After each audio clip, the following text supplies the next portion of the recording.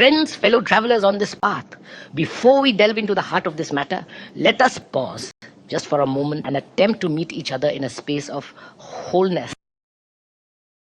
Can we together approach this inquiry not from the fractured, fragmented perspectives we so often inhabit, the viewpoints of our professions, our beliefs, our anxieties, but from a place of integrated being? For is it not true that our lives are, more often than not, experienced as a series of broken pieces? We compartmentalize business, family, relationships, spirituality, and rarely do we perceive the interwoven threads that bind them together. We are, in essence, fragmented beings viewing life through the narrow lens of our preconditioned conclusions, our cherished ideals. So, I ask you now, can we, just for this moment, set aside those fragments and inquire from a radically different perspective? One that is not limited, not confined, not broken. Can we meet each other in this shared aspiration? As I walked across the lawn earlier, the thought arose, can we approach any question, any problem with this holistic vision? I trust you will forgive me for using the word holistic, a term perhaps borrowed from the realm of science, but I believe it points to something essential, the possibility of engaging with life from a point of total integration, of unshakable integrity. Is it possible, recognizing our inherent fragmentation, our internal contradictions, our opposing desires, is it possible to face the problems that beset us from a different vantage point? Why, indeed, do we have so many problems?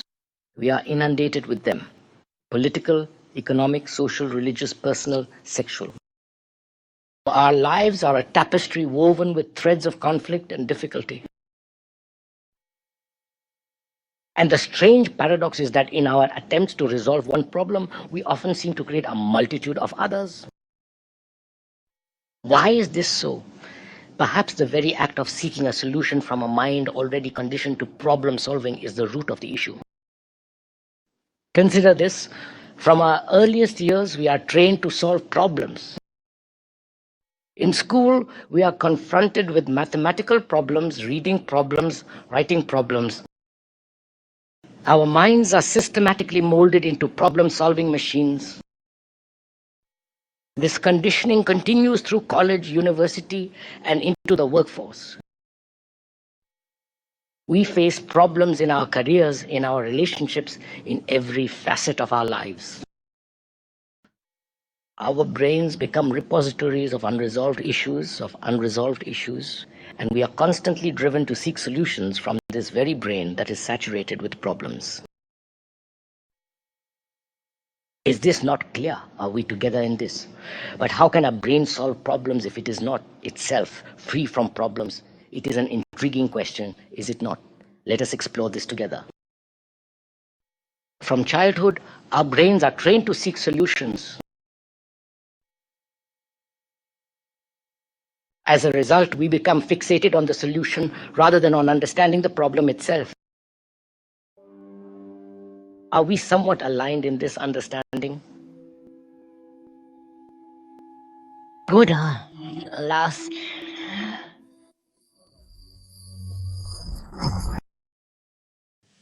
Is it possible then to have a brain that is not conditioned to problems but to understanding?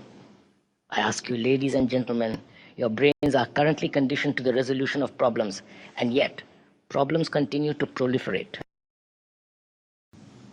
Why? Is it because a conditioned brain, one that is already immersed in problems, can never truly solve them? Have I posed the question adequately? Is it possible to cultivate a brain that is not obsessed with solutions, but is instead dedicated to the deeper understanding of the problem itself? For within the understanding of the problem, the solution may already reside. It is not something separate, something external to be sought after. Let us take a simple example: warfare. Throughout human history, we have been engaged in wars. We have never solved the problem of war. Instead, we have focused on refining our methods of killing, on reorganizing our armies, on creating increasingly sophisticated weaponry.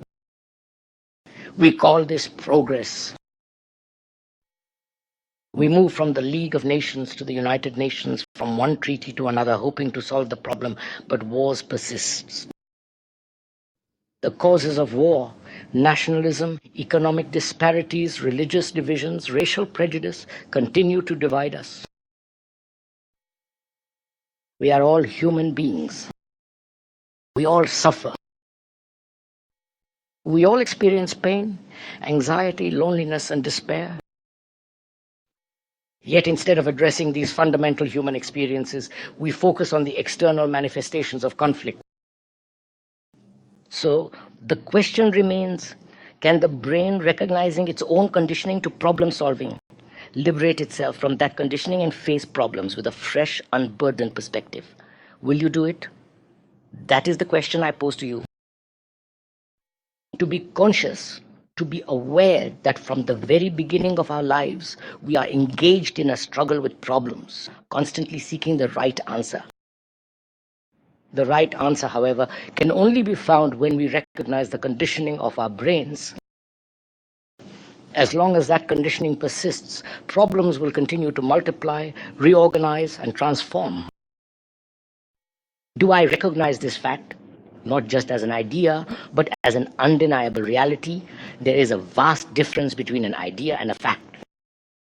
I can hear this statement and conclude that it is true. I can abstract an idea from it and pursue that idea. But the fact is that my brain is conditioned to solve problems. The non-fact is that I should be free of this conditioning. Do you see the distinction? As long as this conditioning persists, problems will continue to proliferate, reorganizations will continue, and the shifting of power from one system to another, capitalism to totalitarianism, and so on, will only create new and equally daunting challenges. Can you and I together liberate ourselves from this conditioned brain? This requires an awareness of its depth, an understanding of its logic, its sanity, its very reason for existing.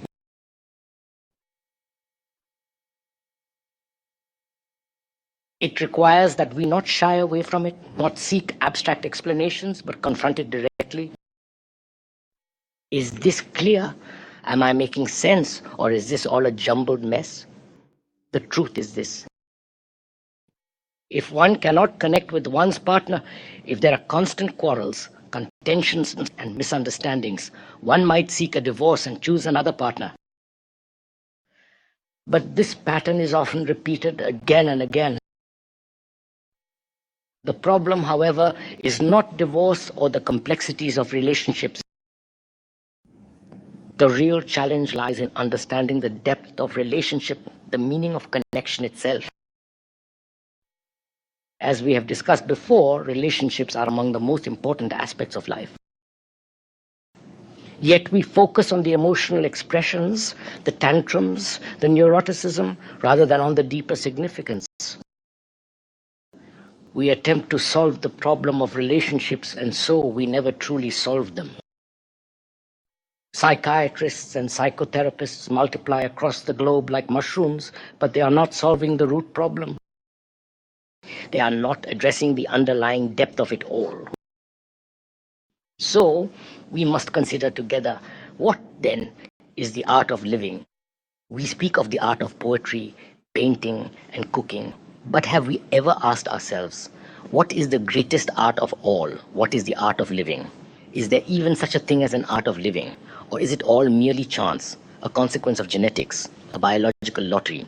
If you were asked this question, what is the art of living? What would your answer be? Not a calculated answer, not a personal, emotional, or romantic answer, which are ultimately meaningless. To say that the art of living is the highest aspiration is sheer nonsense. To say that it is the most exalted intellectual activity is equally incomplete. And to say that the art of living is to have a holistic outlook is a good start, but it doesn't yet get to the fact of it all. So, what is the art of living? Surely it involves the absence of conflict.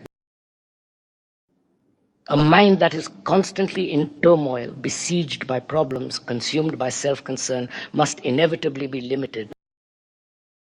If one is always thinking about oneself, how to meditate, how to be successful, how to find enlightenment, one's very pursuit becomes self-centered. The art of living, it seems, is to live without conflict. But is that even possible? It requires understanding the opposing forces within oneself, the conflicting desires, the contradictory impulses. As long as self-centeredness exists, conflict is inevitable because self-centeredness is, by its very nature, limited, small, and petty. I know you are listening to all of this, and yet you carry on as before. You might say that living without self-centeredness is impossible in modern society, that we need at least a little bit of it to survive. But have you ever truly tried? Have you ever lived without self-centeredness for even a single day and not thinking about yourself even for an hour? If you did, you might be surprised by the results. It gives you tremendous energy.